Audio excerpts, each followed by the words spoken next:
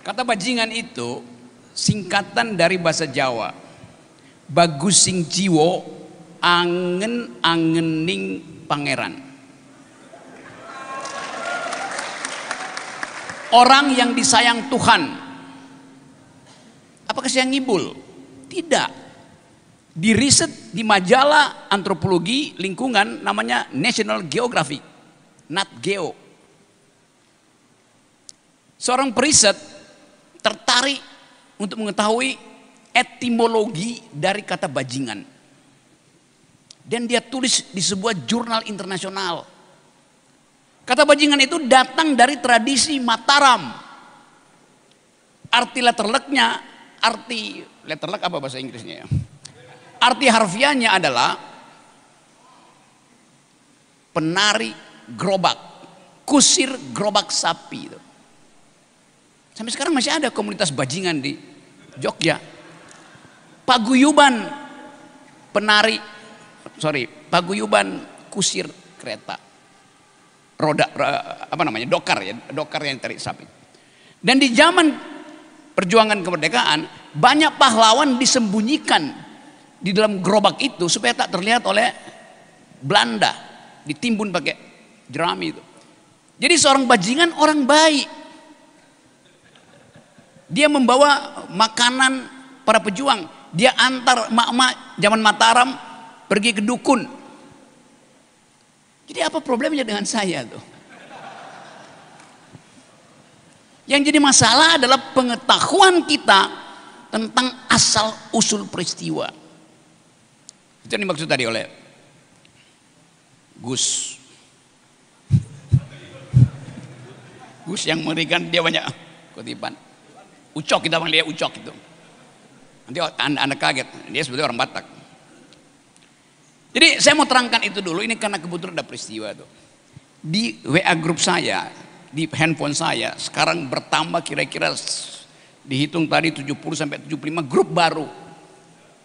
Jadi handphone saya berada kemana-mana, nomornya dimasukkan ke dalam grup untuk membuli saya. Ini grup udah penuh nih. Rocky anjing, babi kau tuh. Oke, nggak ada soal. Jadi anda bayangkan kemarahan diucapkan lewat WA, bukannya lewat mimbar akademi semacam ini.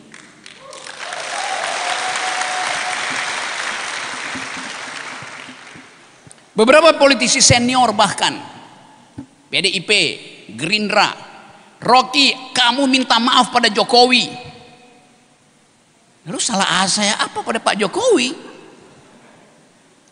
Kan problemnya di situ.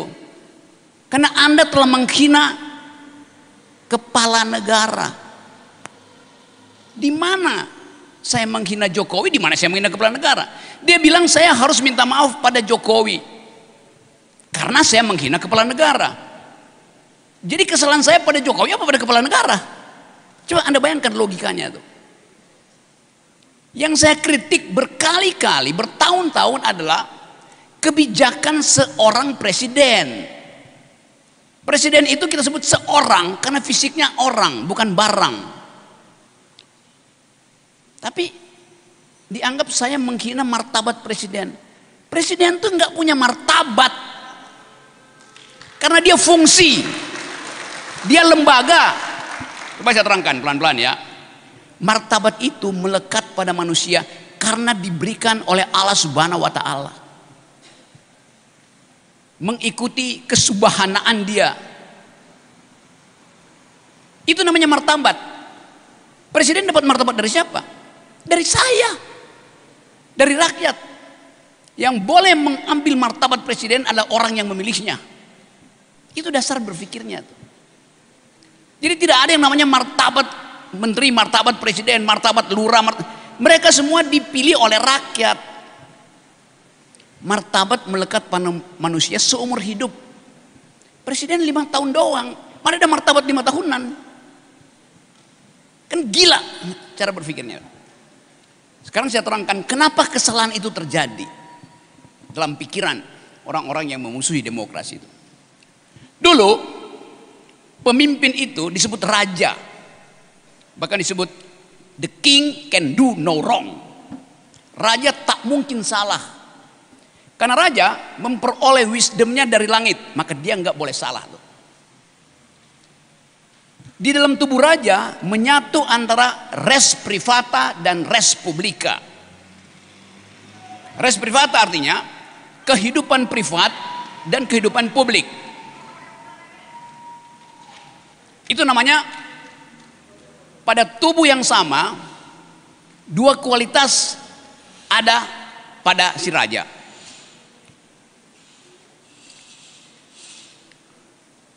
Jadi di zaman dulu menghina raja artinya menghina pribadi raja. Menghina raja artinya menghina pribadi raja. Begitu kita tiba pada sistem demokrasi, kita memilih republik, maka terpisahlah antara tubuh privat raja dan tubuh publiknya. Itu dasar berpikirnya tuh. Jadi tidak mungkin terjadi peristiwa penghinaan pada presiden, karena presiden adalah lembaga. Presiden tidak bernyawa. Itu dasarnya tuh. Jadi teman-teman, saya mau terangkan itu sebagai asal usul kesalahan. Fallacy pertama adalah kita nggak mau belajar tentang sejarah pengetahuan. Intinya di situ. Karena itu masuk akal. Barreskrim kemarin tadi malam bilang ya nggak bisa diproses. Lalu marah lagi itu. Kenapa nggak bisa diproses? Yang nggak ada deliknya. Kecuali Pak Jokowi datang melaporkan saya dihina oleh Rocky Gerung. Saya bilang, saya nggak hina Bapak, saya hina Presiden. Bingung nanti sistem hukum kita kan. Itu dasarnya berpikir secara akademis tuh. Jadi nggak perlu marah tuh. Tiba-tiba saya mau dicincang oleh satu Indonesia. Ngapain coba? Lalu ditambah-tambahin lagi. Rocky Gerung membenci pemerintah karena dia jomblo. Astaga. Rocky Gerung benci pemerintah karena dia antek asing. Buset dah. Rocky Gerung tidak menghormati NKRI. Saya udah berkali-kali terangkan bahwa saya itu, apa yang bikin Rocky Gerung buat negara? Gak ada yang dia bikin. Berkali-kali saya terangkan, saya dosen 15 tahun dan tidak ambil gaji.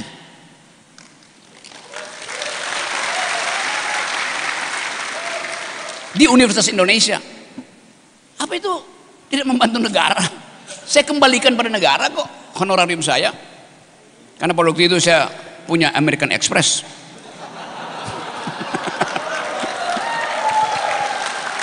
Saya bisa kasih ceramah, saya bisa nulis. Saya mengajar di Sespimti Polri. Mereka yang mau naik pangkat ikut mata kuliah saya di Lembang. Apa saya nggak membantu negara? Saya mengajar di Sesko GAP TNI di Bandung.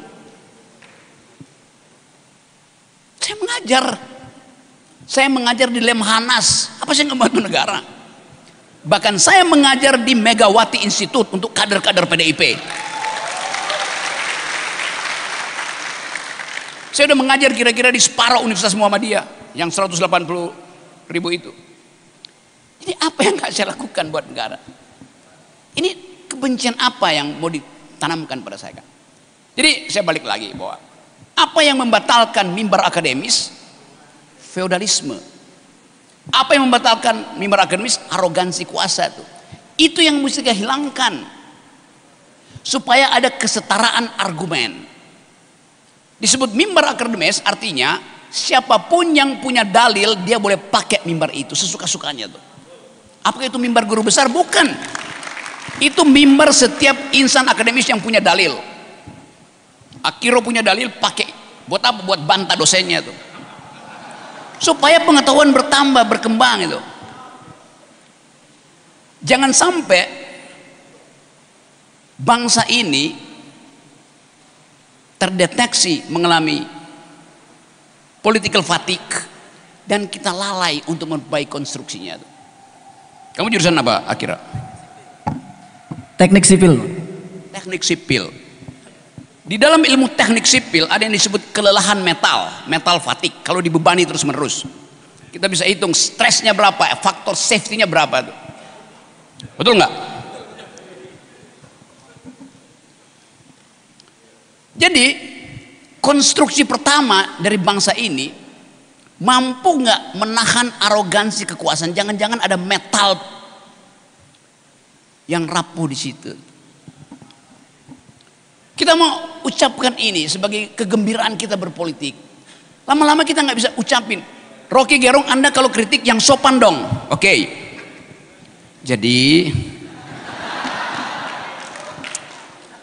yang dilakukan Pak Presiden itu dungu.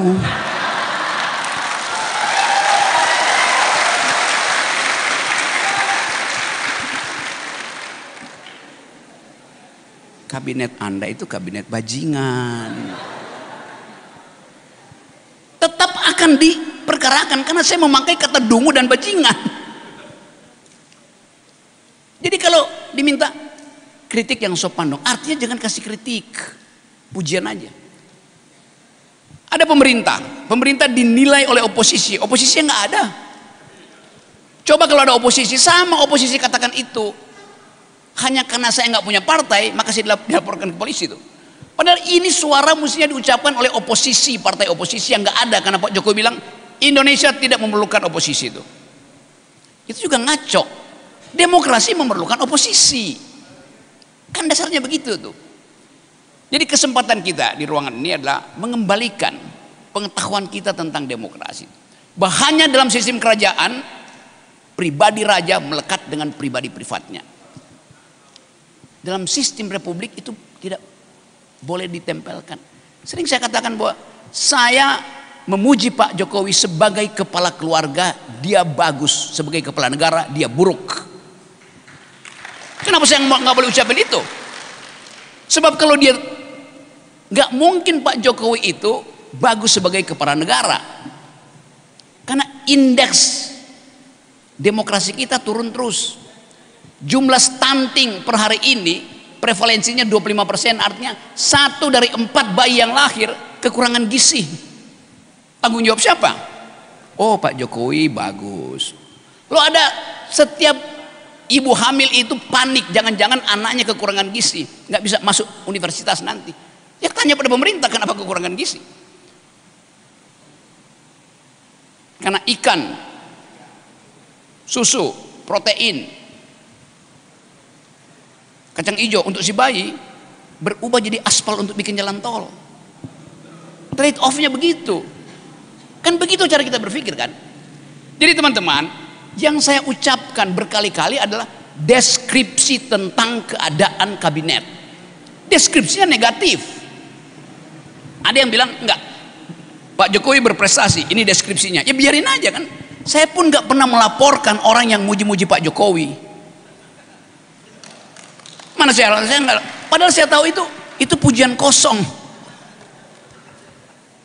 Mesti saya lapornya, Anda menghina akal sehat saya karena muji-muji. Semua statistik dunia bilang Indonesia itu sedang sekarat. Itu dasarnya.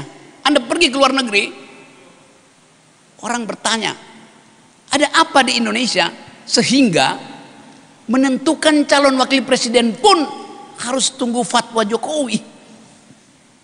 Anda demokrasi apa bukan? Saya pergi ke luar negeri, itu pertanyaannya kok. Apa yang terjadi dengan IKN? Itu saya bilang Jokowi buat ketololan karena mau jual IKN ke Kanada. Kan tolol namanya kan. Loh, Kanada itu ibu kota, Kanada itu negeri yang paling anti deforestasi. Ngapain datang ke sini? Udah pasti ditolak. Nyatanya memang ditolak. Artinya tolol. Dia PHP calon pacar yang tidak menginginkan dia, maksa. Sekarang pergi ke Cina, maksa lagi. Itu yang saya katakan, Pak Jokowi membuat kebijakan yang tolol sebagai presiden.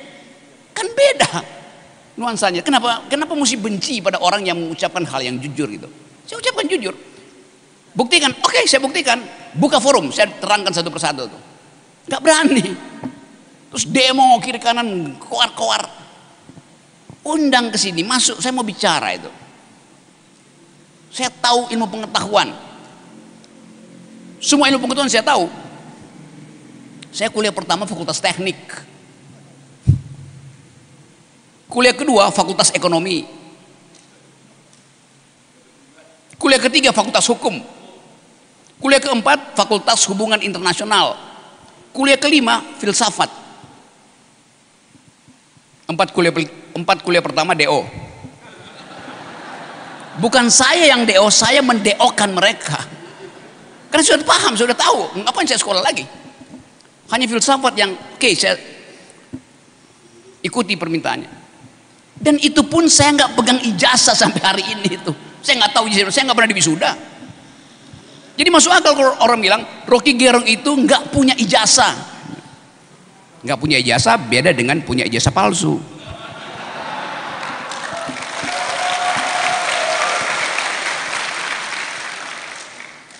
Karena itu problem kita hari ini. Jadi sebetulnya bukan saya inginkan saudara nggak punya ijazah. Saya tidak perlu itu. Saya menolak banyak beasiswa. Saya bisa berpikir sendiri. Ngapain ngikut-ngikut orang? Enggak.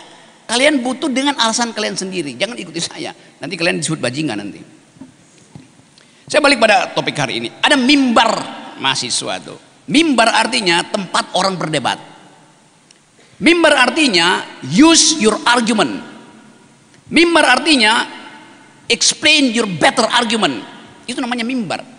Jadi mimbar artinya persaingan argumen, bukan tukar tambah sentimen. Itu dasarnya, metodologinya ada di situ. Critical point of view ada di situ. Jadi saya akan masih hidup saya ini dari satu bandar ke bandar yang lain, nemuin mahasiswa, nemuin petani. Kemarin saya tadi malam saya masih ketemuin 500 mahasiswa kumpul dengan petani nelayan itu di Lombok Timur, jauh desa itu jalannya masih rusak. Saya datangi mereka untuk memberi pengetahuan, tidak digaji oleh negara.